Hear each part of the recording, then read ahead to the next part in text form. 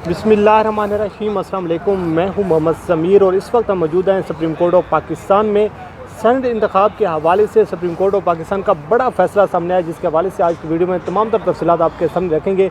मेरे साथ मौजूद हैं इमरान वसीम साहब, किसी तारीफ के मुताबिक नहीं है, सुप्रीम कोर्ट ऑफ पाकिस्तान के सीनियर सहाफ़ी हैं, सीनियर रिपोर्टर हैं और आप उनके यूट्यूब चैनल पर भी सारी सूरत हाल आप सुप्रीम कोर्ट के हवाले से सुनते हैं। तो हम जानेंगे कि आज का जो फैसला है ये हुकूमत के हक़ में फ़ैसला है या फिर हुकूमत को दंड पड़ा है, इलेक्शन कमीशन पर कितनी ज़िम्मेदारी आई है। जो फ़ैसला सामने है, फ़ैसला तो ये है कि जो खुफिया वोट के हवाले से बात की जा रही थी, अपोजिशन जमातों की जानिब से इसी बात पर जोर दिया जा रहा था कि वोट को खुफिया रखा जाएगा, लेकिन आज सुप्रीम कोर्ट ऑफ पाकिस्तान ने कहा है कि वोट को ताहयात खुफिया नहीं रखा जाएगा। इस पर बात करेंगे। इमरान वसीम साहब, आपका बहुत शुक्रिया सर वक्त देने का। आपका भी बहुत शुक्रिया, माशाल्लाह आपका बड़ा अच्छा चैनल है, आपने याद किया। सर, सबसे पहले तो हमारे नाज़रीन को थोड़ा सा आज के फ़ैसले के हवाले से आगाह कीजिएगा कि फ़ैसला आया क्या है बेसिकली आज। फैसले के हवाले से ज़मीर, तुम भी यहाँ पे ठहरे हो सुप्रीम कोर्ट में, हर बंदा अपनी अपनी तशरीह कर रहा है, अपनी अपनी राय दे रहा है। कोई कह रहा है कि हुकूमत की फ़तह हुई है, कोई कहता है कि अपोजिशन की फ़तह हुई है, लेकिन मैं आपके सामने दोनों के आर्गूमेंट्स रख देता हूँ और फैसला हमारे सुनने वाले नाज़रीन खुद कर लेंगे। अटॉर्नी जनरल ने तो यही कहा था कि इलेक्शन एक्ट 2017 का इतलाक़ होता है, बैलेट जो है वो ओपन होना चाहिए, लेकिन जो अपोजिशन के लोग थे, आप रज़ा रब्बानी के आर्गूमेंट्स ले लें, वो ये कह रहे थे कि आप बैलेट को ट्रेसेबल नहीं बना सकते, आप बैलेट को ओपन नहीं कर सकते। उन्होंने हवाला दिया था कि अगर आप बैलेट को ट्रेसेबल बनाएंगे, ओपन करेंगे, तो इससे फिर ये होगा कि जो डीप स्टेट है वो उन अरकान को तंग करेगी, उनके लिए उनको ब्लैकमेल करेगी। दूसरा, फ़ारूक एच नाइक का जो नुक्ता था वो ये कह रहे थे कि एब्सलूट जो है इसमें सिक्रेसी होती है, आप इसको ओपन नहीं कर सकते। इसी तरह से पाकिस्तान बार काउंसिल और सिंध बार काउंसिल के वकला का भी यही कहना था कि अगर आप इस सिक्रेसी को ट्रेसेबल बनाएंगे, आप इसको ओपन करेंगे, तो इस सूरत में ये होगा कि इसका इफेक्ट जो है दीगर जो इंतखाबात होते हैं, जो सीक्रेट बैलेट के ज़रिए करवाए जाते हैं, उस पर भी इसका असर होगा। वो भी इन चीज़ों से, आपकी सुप्रीम कोर्ट के इस डायरेक्शन से उन इंतखाबात पर भी जो है वो असरअंदाज होंगे। लेकिन अब दोनों चीज़ें मैंने आपको बता दी कि अपना अटॉर्नी जनरल क्या कह रहे थे और बाकी हुकूमत के वकला क्या कह रहे थे, अपोजिशन के वकला क्या कह रहे थे। तो फैसला ये आ गया, सुप्रीम कोर्ट ने यह कह दिया कि वोट जो है उसकी जो सिक्रेसी है आप ताहयात नहीं रख सकते, वो एब्सोल्यूट नहीं हो सकती। तो इसका मतलब ये है कि मौक़िफ़ जो सुना गया है, फ़तह जो हुई है वो हुकूमत की हुई है, अटॉर्नी जनरल की हुई है। अटॉर्नी जनरल का अभी थोड़ी देर पहले स्टेटमेंट सामने आया है, क्योंकि अटॉर्नी जनरल जो है वो सियासी बात नहीं करते, वो ना किसी सियासी जमात की नुमाइंदगी करते हैं, फेडरेशन की नुमाइंदगी करते हैं, वफाकी हुकूमत की नुमाइंदगी करते हैं। चाहे आज मुस्लिम लीग नवाज़ की हुकूमत होती, पाकिस्तान पीपल्स पार्टी की हुकूमत होती, तो अटॉर्नी जनरल का मौक़िफ़ जो होता है हमेशा आइन और कानून के मुताबिक ही होता है। तो अटॉर्नी जनरल ये कह रहे हैं कि अल्लाह की मेहरबानी से जो चाहते थे वो मिल गया। सुप्रीम कोर्ट ने काबिल शनाख्त सेनेट बैलेट पेपर का कह दिया है। अब ये इलेक्शन कमीशन पर है कि वो बार कोड लगाए या सीरियल नंबर लगाए। सुप्रीम कोर्ट ने यह भी कहा है कि इंतखाबात साफ शफाफ होने चाहिए। सुप्रीम कोर्ट की राय बहुत अहम है कि बैलेट पेपर की सिक्रेसी हतमी नहीं है। तो इससे अब ये होगा कि इलेक्शन कमीशन के कोर्ट के में बॉल सुप्रीम कोर्ट ने अपनी राय के ज़रिए फेंक दी है। लेकिन इसमें जो एक अभाम अभी मौजूद है, क्या है कि इलेक्शन कमीशन सुप्रीम कोर्ट की इस राय का इतलाक़ जो है, सेनेट का हालिया इलेक्शन जो अभी 2 रोज़ के बाद 3 मार्च को होने जा रहा है, इस राय का इतलाक़ जो है वो आने वाले इलेक्शन पर करेगा या नहीं करेगा। ये सबसे अहम चीज़ है जो देखने की है कि इलेक्शन कमीशन सुप्रीम कोर्ट की राय आने के बाद अब वो क्या फ़ैसला करता है, क्या इक़दामात बनाता है। फ़ैसले में, राय में ये भी कहा गया है कि जितने भी वफाकी इदारे हैं, चाहे सूबाई इदारे हैं, अगर उनकी मुआवनत इलेक्शन कमीशन को दरकार है तो वो पाबंद हैं इलेक्शन कमीशन की मुआवनत करने के।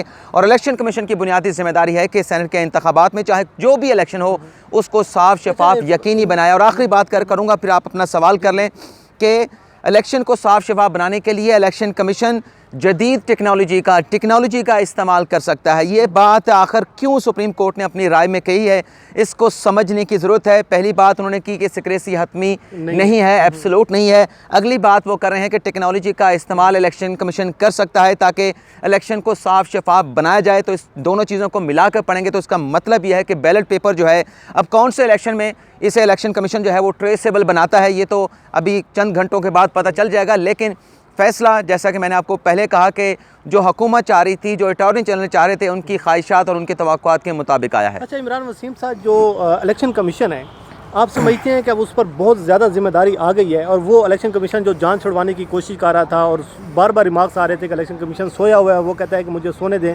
मुझे जगाया ना जाए। आप समझते हैं कि तमाम तर जो जिम्मेदारी अब उस पर आ गई तो उस पर कुछ ना कुछ अब जागेगा या नहीं जागेगा, क्या समझते हैं? आप भी जस्टिस इजाज़ुल एहसन बन गए हैं अपने प्रोग्राम में। यही रिमार्क्स जो आप अभी मुझे सुना रहे हैं, अपने नाज़रीन को सुना रहे हैं। जस्टिस इजाज़ुल एहसन ने कहा था कि हम इलेक्शन कमीशन से कह रहे हैं कि आप जो सो रहे हैं, जो आप ख्वाब गफलत में बैठे या ख्वाब गफलत में हैं, तो आप जागें। आप इलेक्शन कमीशन जो है वो साफ़ शफाफ इलेक्शन को यकीनी बनाए। नो डाउट ये सुप्रीम कोर्ट की जो राय आई है, इसके बाद अब इलेक्शन कमीशन की बुनियादी जिम्मेदारी है कि इस फैसले को देखे। इस फैसले को देखने के बाद इक़दाम इलेक्शन कमीशन की जानिब से उठाए जाने चाहिए। लेकिन जैसे कि मैंने कहा कि अभी इसमें इबहाम मौजूद है कि इलेक्शन कमीशन इस राय का इतलाक़ जो है वो किस इलेक्शन से करता है, आने वाले सेनेट के इलेक्शन से करता है या उससे आगे जो इलेक्शन आएंगे। लेकिन एक और बात भी है यहाँ पर, लेकिन यहाँ पर एक और बात भी है कि 28 अपना इलेक्शन कमीशन का जो वकील आखिरी समाअत पे पेश हुए थे, गालिबन 25 फरवरी को ये फैसला महफूज किया गया था। तो उनका ये कहना था कि सुप्रीम कोर्ट अपनी राय जो है वो 28 फरवरी तक सुना दे। 28 फरवरी के बाद चीज़ें जो है वो हमारे हाथ में नहीं होंगी। 28 फरवरी के बाद सुप्रीम कोर्ट जो भी राय देगी उस पर अमल दरामद करना, उन चीज़ों को आगे लेके चलना इलेक्शन कमीशन के लिए मसाइल और मुश्किलात पैदा होंगी। आपको याद होगा एक समाअत के दौरान जब यही बात इलेक्शन कमीशन से पूछी गई थी कि वो कह रहे थे कि आप इसको फैसले को जल्दी सुनाएं, तो इजाज़ुल एहसन ने एक बात की थी। उन्होंने कहा आपने 800 बैलेट पेपर छापने हैं तो उसके लिए आपको कितना वक्त चाहिए? 2 घंटे चाहिए, 3 घंटे चाहिए, उसके आपको कोई महीने या दिन तो नहीं चाहिए। तो इस पर मकसद ये है कि आप कह रहे हैं कि ये जो जजेस के रिमार्क्स तो ठीक हैं, आप बिल्कुल दुरुस्त कह रहे हैं कि यही कहना था जस्टिस इजाज़ुल एहसन का, बैलेट पेपर छापने के लिए तो ज़्यादा इतना वक्त दरकार नहीं होगा। लेकिन ये हम कह रहे हैं या जजेस कह रहे हैं, लेकिन ये तो इलेक्शन कमीशन का अपना प्रोसेस है ना कि कितना वो वक्त लेता है, बैलेट पेपर को किस तरह से छापना है, उसका डिज़ाइन क्या करना है, ट्रेसेबल किस तरह से बनाना है। टेक्नोलॉजी का इस्तेमाल आपने सरेदस्त तो नहीं कर देना ना, उसकी फिर अपने रिपरकशन भी देखनी है कि टेक्नोलॉजी का इस्तेमाल करें तो टेक्नोलॉजी का इस्तेमाल गलत ना हो जाए। टेक्नोलॉजी के इस्तेमाल को हर हाल में इस तरह से यकीनी बनाना है कि उसका इस्तेमाल दुरुस्त हो। यानी अगर आपने ट्रेसेबल बैलेट के ज़रिए करना है तो ऐसे उसके ऊपर बार कोड लगाया जाए जो आप कल को अगर किसी जगह पे क्वेश्चन आता है तो आप उस बार कोड को रीड भी कर सकें। तो ये ज़्यादा मुश्किल काम है बजाय इसके कि अगर सीक्रेट बैलेट के ज़रिए ये होता, अदालत ये अगर राय दे देती तो फिर तो कोई मुश्किल नहीं थी। लेकिन ये बार कोड वाला टेक्नोलॉजी का जो इस्तेमाल है ये इतना आसान नहीं है, ये ज़्यादा लंबा प्रोसेस चल जाएगा क्योंकि ये सिंपल प्रिंटिंग नहीं करनी, बार कोड देना है। और बार कोड के हवाले से फिर कम्प्लिकेशन आपको भी पता है, जो ज़्यादा टेक्नोलॉजी को तो मैं नहीं समझता, लेकिन इतना शायद आसान नहीं होगा ये। अच्छा, ये डिटेल जजमेंट कब तक ये हो सकती है? आज शाम तक आ जाएगी या कल तक आ जाएगी डिटेल इसका जो? अगर तो डिटेल आज देनी होती तो फिर ये आज मुख्तसर ना सुनाते।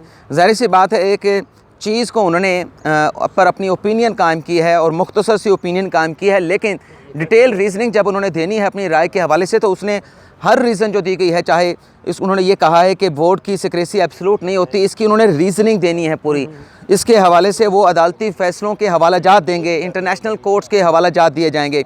इसी तरह से जो अगली बात की गई है कि टेक्नोलॉजी का इस्तेमाल कर सकता है, उनके हवालाजात, उनकी रीजनिंग दी जाएंगी। रीजनिंग के साथ साथ उनके भी हवालाजात होंगे अदालती फ़ैसलों के, इंटरनेशनल कोर्ट्स के, दुनिया के दीगर ममालिक की सुप्रीम कोर्ट्स हैं, हाई कोर्ट्स हैं, या वहाँ पर क्या प्रेसिडेंट सेट है कि किस तरह से वोट पर जो है वो टेक्नोलॉजी का इस्तेमाल किया जा रहा है इलेक्शन को साफ शफाफ यकीनी बनाने के लिए। उन तमाम चीज़ों को पढ़ा जाएगा, फिर उनकी रीजनिंग देकर एक डिटेल राय जो है वो तैयार करने के बाद फिर रिलीज़ की जाएगी। आखिर पर जाते जाते बताइएगा, अपोजिशन को सरप्राइज़ मिला है?